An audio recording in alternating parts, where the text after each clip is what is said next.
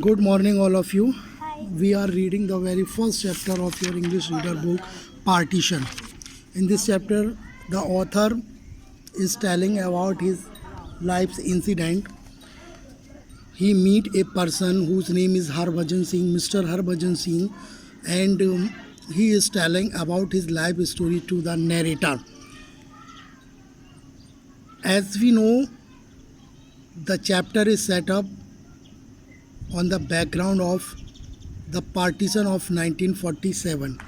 Mr. Harbhajan Singh told the author of this chapter, we will read in the next paragraph. One day, a karwa means groups of people. Karwa means groups of people passed wailing and weeping so piteously that the entire Kasbah spent the entire night standing on the roof of their houses watching them go past. There is a picture. You can see some persons are standing on their roof and the karwa is passing through the Kasbah. You can see in this picture. So Harbhajan Singh told the author Mr. Guljar that one karwa is passing from the Kasbah and the people were watching him.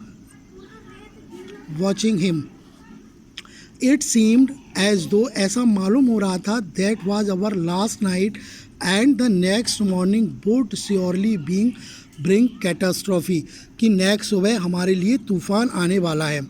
We felt, हमने महसूस किया. Who is saying? Mr. Harbhajan. We were being pulled out by the roots. हम लोगों को अपनी ज़मीन से दूर कर दिया जाएगा. It was, ये ऐसा था as if this were the last of the karma, जैसे कि मानो ये अंतिम कारवा हो. And it was time for us to go, और ये वो समय था जब हमको भी जाना था. Like a traitor. Traitor means एक उनकी तरह जो आतंकवादी हों, अपनी ज़मीन के प्रति, देश के प्रति वफादार ना हो और उनको दूसरे देश भगाया जाए. I left my friend the जमींदार. मिस्टर हरभजन सिंह टोल्ड, मुझे अपने दोस्त जो मुखिया थे, जमींदार थे, उनको भी छोड़ना पड़ा. बी प्रीटेंडेड मीन्स बहाना करना पड़ा. To keep up our spirits, अपनी भावनाओं को दबाने का बहाना करना पड़ा. इन रियलिटी मीन्स वास्तव में. वी वर टेरिफाइड, हम फियरफुल थे, डरे हुए थे. वी हैड हियर्ड, हम सुन चुके थे. That if we manage to enter Jammu from Mianwali an arm contingent would escort us on our journey towards the plane. तो जब तक हम मैदानी इलाकों में नहीं पहुंचेंगे तब तक सशस्त्रधारी सैनिक हमारे साथ साथ चलेंगे. We left our homes as they were open, हम अपने खुले हुए घर छोड़ चुके थे. It was time to go, ये वो समय था. To march forward leaving the soul of our land, कि हमें अपनी मिट्टी छोड़कर जाना पड़ा. विद 2 एल्डर सन्स, 2 बड़े बेटों के साथ. ए डॉटर, एक बेटी के साथ. हु वाज देन 8 और 9 ईयर्स ओल्ड, जो उस वक्त. एंड यू द यंगेस्ट, और जो छोटे बेटे के साथ, जिसे वो इस कहानी के जो लेखक हैं गुलजार की तरह समझते हैं.